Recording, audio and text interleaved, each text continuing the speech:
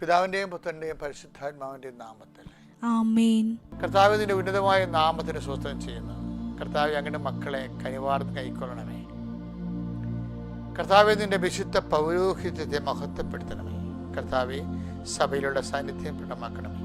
കൃപാസാൽത്താര ജീവനുടെ പ്രത്യക്ഷപ്പെട്ട മാതാവിൻ്റെ മധ്യസ്ഥതരെ ഈ അൾത്താരയിൽ നടന്ന 10,000-കണക്കിന് ആരാധന ശക്തിയാൽ അങ്ങയുടെ മക്കൾ ഇപ്പോൾ അവരെ ആശ്രയം വെച്ചിരിക്കുന്ന ഓരോ വിഷയത്തിൻ്റെ മേലും ദൈവികമായ ചൈതന്യവും സാന്നിധ്യവും പ്രസരിക്കട്ടെ എന്ന് പ്രാർത്ഥിക്കുന്നു. കർത്താവെ മുതുകിന് നീരിറങ്ങി കിടക്കുന്നവരുണ്ട്, ഉദരത്തിന് നീര് കുടുങ്ങിയവരുണ്ട്, കർത്താവെ ആന്തരിക അവയവങ്ങൾക്ക് പഴുപ്പ് പറ്റിയവരുണ്ട്. അവരെ എല്ലാം കർത്താവെ നീ സ്പർശിക്കണമേ. ആശുപത്രി നിൽക്കുന്നവരും ബൈസ്റ്റാൻഡേഴ്സിനെ സ്പർശിക്കണേ കർത്താവെ.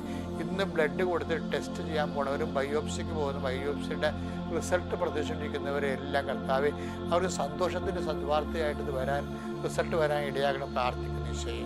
കർത്താവെ കിടന്നു പോയവരെ, കർത്താവ് ഇവിടെ നോക്കാൻ ഒരാൾ വീട്ടിൽ പോലും ഇല്ലാത്തവരെ അവരെ പ്രത്യേകം സംബന്ധിച്ച് പ്രാർത്ഥിക്കുന്ന ഈശോയെ. എന്നെ ഇങ്ങനെ കിടത്തി കളയല്ലേ തമ്പുരാനെ, എന്നെ അങ്ങോട്ട് വിളിച്ചേക്കെന്നും പറഞ്ഞ് പ്രാർത്ഥിക്കുന്നവരുമുണ്ട്. അങ്ങനെ എല്ലാവരുടെയും സങ്കടങ്ങളെ നീ ഏറ്റെടുക്കണം കർത്താവെ. അവർക്കെല്ലാം നീ സന്ധിപ്പ് നൽകണം കർത്താവ്. ഒരു മനുഷ്യനെയും കണ്ടുകൊണ്ടല്ല കർത്താവെ നീ ഞങ്ങളെ സൃഷ്ടിച്ചത്, ഞങ്ങൾക്ക് നല്ല ബോധ്യപ്പെടുത്തി തരണമെന്ന് പ്രാർത്ഥിക്കുന്നു ഈശോയെ. കർത്താവെ എന്നെ കൂടാതെ നിങ്ങൾക്കൊന്നും ചെയ്യാൻ സാധ്യമല്ല എന്ന് ഈശോ പറയുമ്പോൾ എന്നെ കൂട്ടിക്കൊണ്ടാണ് നിങ്ങൾക്കെല്ലാം ചെയ്യേണ്ടത്, മറ്റുള്ളവരെ കൂട്ടിക്കൊണ്ടല്ല എന്നുള്ള വലിയ സത്യം കർത്താവിൻ്റെ മക്കളെ മനസ്സിലാക്കണം കർത്താവെ. ഞങ്ങളുടെ ശ്വാസങ്ങളിലും നിന്നെ കൂട്ടിക്കൊണ്ട് കർത്താവെ ജീവിക്കാൻ ഇടയാക്കണമെന്ന് പ്രാർത്ഥിക്കുന്നു. നീ ഉണ്ടെങ്കിൽ എല്ലാവരും ഉണ്ട്, നീ ഇല്ലെങ്കിൽ ആരുമില്ല.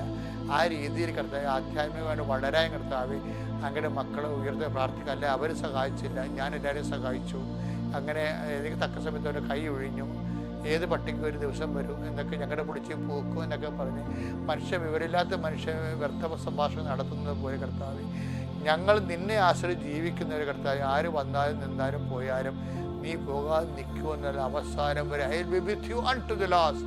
അന്ത്യനിമിഷം വരെ ഞാൻ നിങ്ങളുടെ ഉണ്ടായിരിക്കുന്ന കർത്താവ് നിന്റെ വാക്കിൽ അടിസ്ഥാനപ്പെടുത്തിക്കൊണ്ട് കർത്താവെ കയ്പ് മധുരം as it is given we will eat.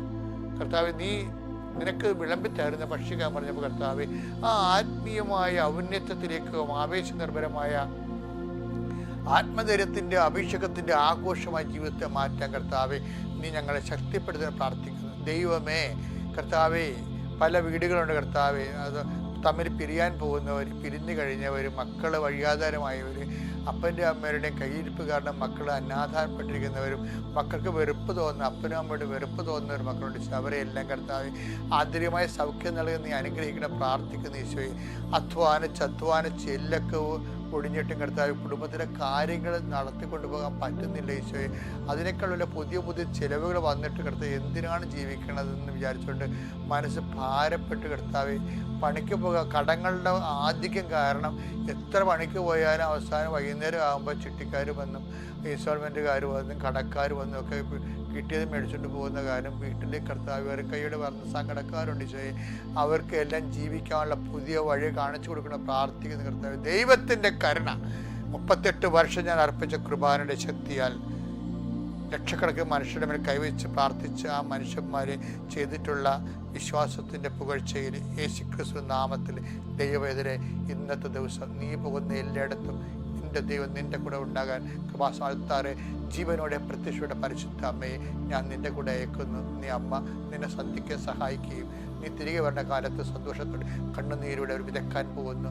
അവർ ജയഘോഷത്തോടെ coming with carrying the sheep എന്ന് പറഞ്ഞ പോലെ അവർ ജയഘോഷത്തോടെ കൊയ്ത കറ്റയുമായി തിരിച്ചെത്താൻ കർത്താവ് നിന്നെ ആശീർവദിക്കട്ടെ, അനുഗ്രഹിക്കട്ടെ. സങ്കീർത്തനം 143:10. അങ്ങയുടെ ഹിതം അനുവർത്തിക്കാൻ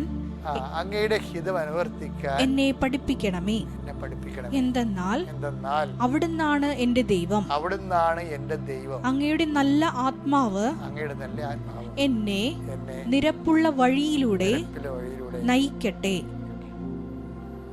അതായത് നമ്മൾ നടക്കേണ്ടത് നിരപ്പുള്ള വഴിയിലൂടെയാണ്.